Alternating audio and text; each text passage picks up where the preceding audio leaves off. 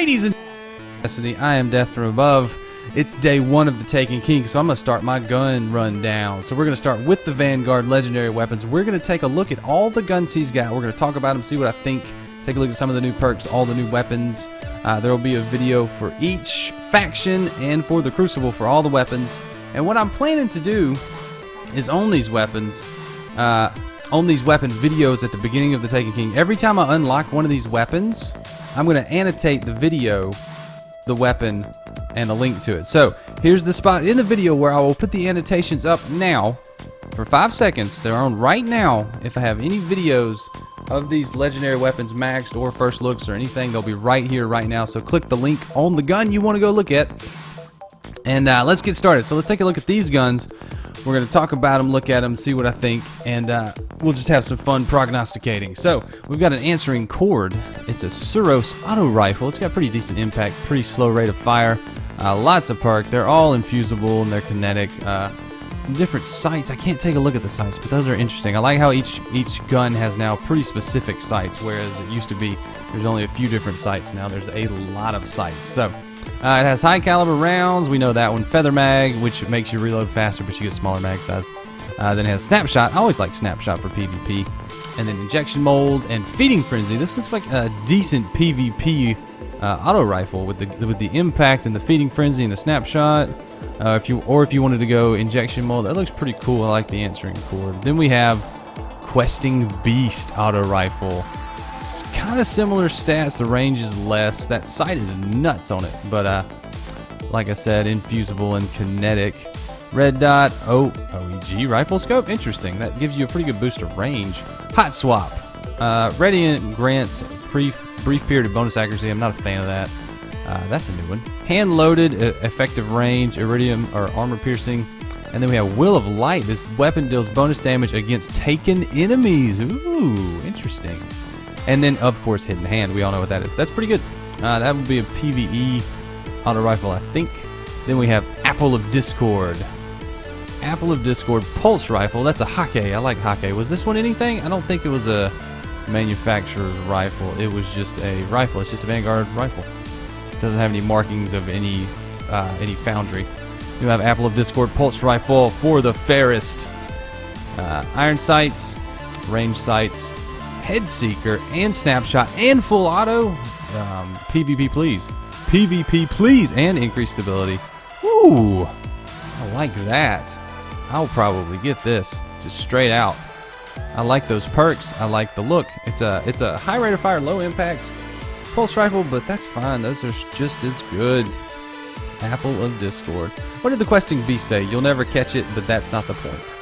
And the answering cord read, let no challenge lie, let no question hang, let no music fade.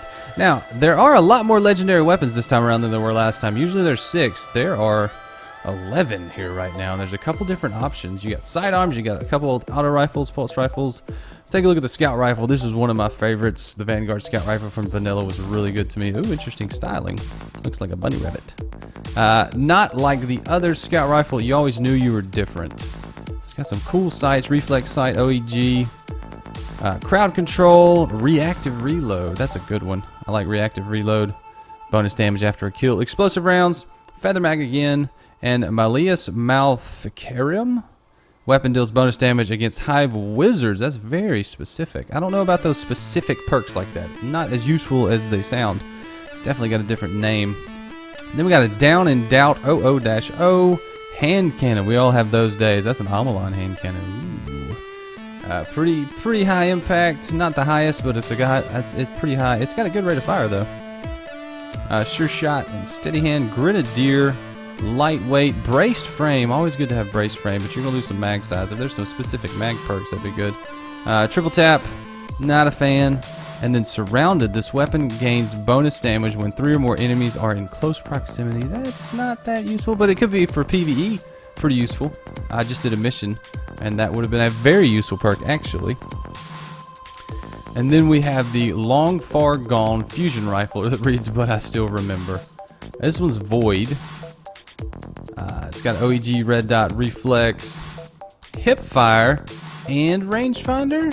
Not bad, but you have to aim down sights to increase the range. Enhanced battery, skip rounds, and Wheel of Light, bonus damage against taken enemies. I'm not a fan. These are kind of mismatched, different perks. One's PvE, one's PvP.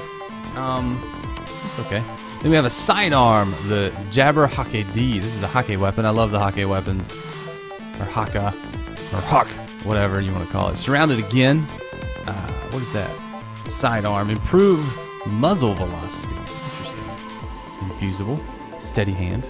Surrounded. Relentless tracker. Kills with this weapon grant enhanced motion tracker resolution for a short time. Oh, those are cool. That's the tracker that makes it much more specific to see where an enemy is, and it'll show chests.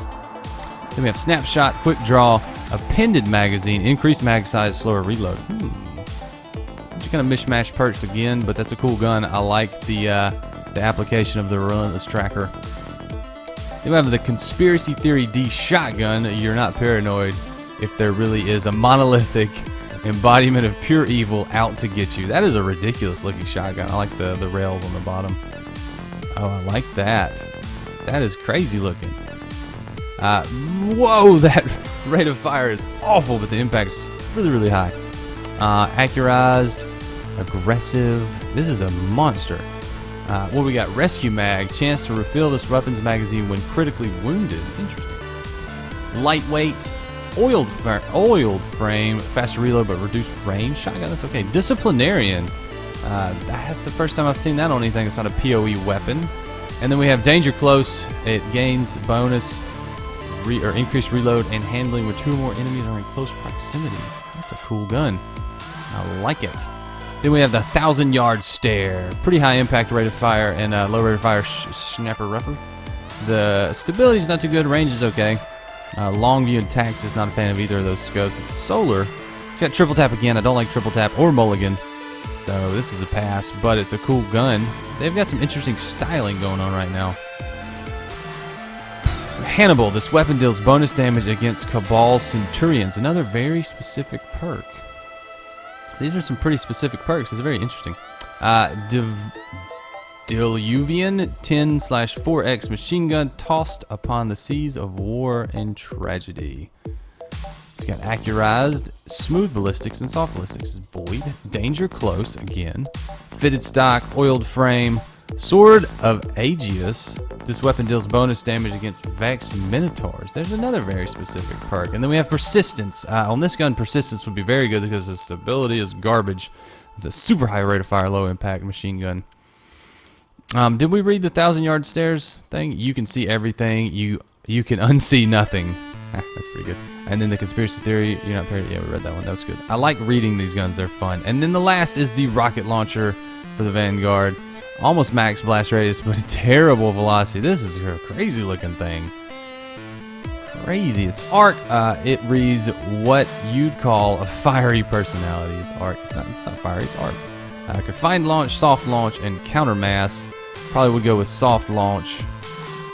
Army of 1, fitted stock, flared mag well, and tracking. So it's a 2 mag with tracking. The slow velocity with tracking would actually probably be a better idea for PvE. That way it can get to them a little easier rather than flying past them and having to turn around.